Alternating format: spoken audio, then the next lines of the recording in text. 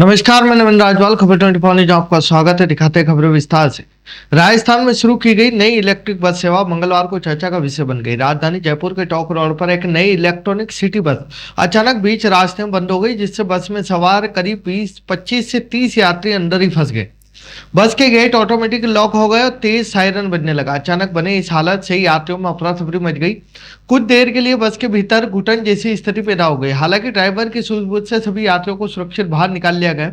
बाद में तकनीकी टीम की मदद से बस के गेट को सही किया गया। घटना मंगलवार सुबह करीब 10:30 बजे कुंभा मार्ग के पास की। शुरुआत में ड्राइवर को भी समझ नहीं आया कि बस में क्या तकनीकी खराबी आई।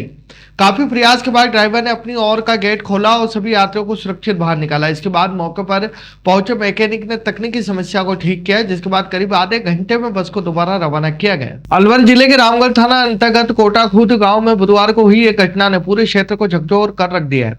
यहाँ एक विवाहिता की संदिग्ध परिस्थितियों में ट्रेन की चपेट में आने से मौत हो गई। मृतका के पियर पक्ष ने ससुराल वालों को दहेज हत्या का गंभीर आरोप लगाया। जानकारी के अनुसार मृतका मौसमी के भाई मम्मल खान ने पुलिस को दी रिपोर्ट में बताया कि मौसमी का निकाह 21 अक्टूबर 2025 को कोटाखूद के सहजूस उर्फ सहजोर के साथ हुआ था।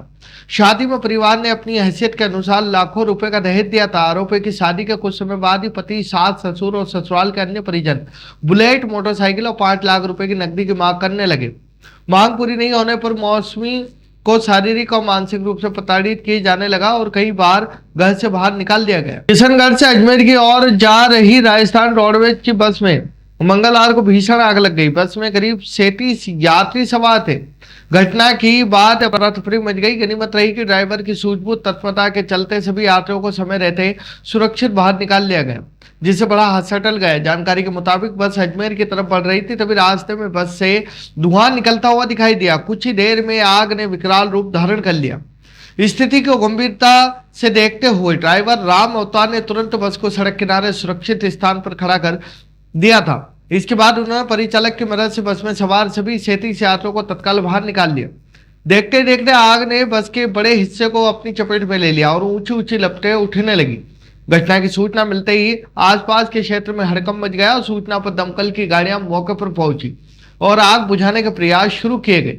काफी मशक्कत के बाद आग पर काबू पाया गया। चित्तौड़गढ़ मेवाड़ के प्रसिद्ध कृष्णधाम श्री सांवलिया सेठ के दरबार में आस्था का एक ऐसा सैलाब उमड़ा कि दान की सभी सीमाएं टूट गई।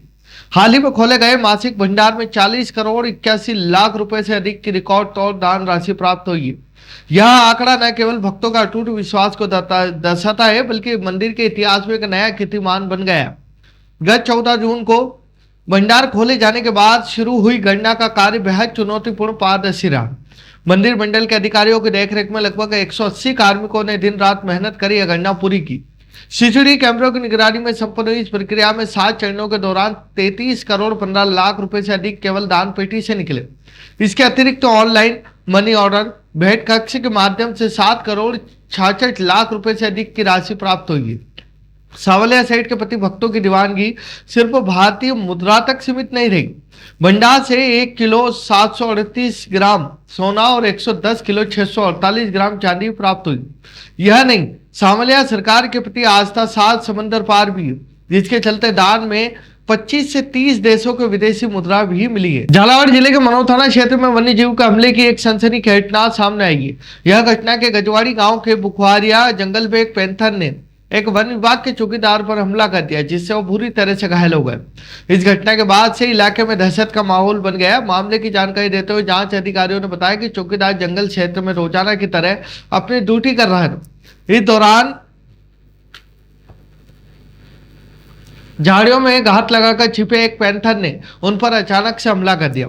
तेजमल को संभलने का मौका ही नहीं मिला और पैंथर ने उसे दबोच लिया। चौकीदार के शोर मचाने प्रतिरोध करने के बाद पैंथर जंगल की तरफ भाग निकला, लेकिन इस दौरान तेजमल गंभीर रूप से घायल हो गया। घटना की सूचना मिलते ही वन विभाग के आला अधिकारी कर्मचारी तत्काल मौके पर पहुंचे और घायल कर्मचारी को इलाज के लिए नजदीकी अस्पताल पहुंचाया, जहां डॉक्टरों की निगरानी में फिलहाल इलाज जारी है। वहीं दूसरी ओर घटना के तुरंत बाद वन विभाग की रेस्क्यू और ट्रैकिंग टीम ने बुखारिया जंगल आसपास के क्षेत्रों में पैंथर की गतिविधियों पर नजर रखने के लिए एक सघन सर्च अभियान शुरू कर दिया है। खबरों में फिलहाल इतने ही। फिर मुलाकात होगी देर शाम की तमाम खबरों के साथ। तब तक बने रहिए खबर 24 न्यूज के साथ।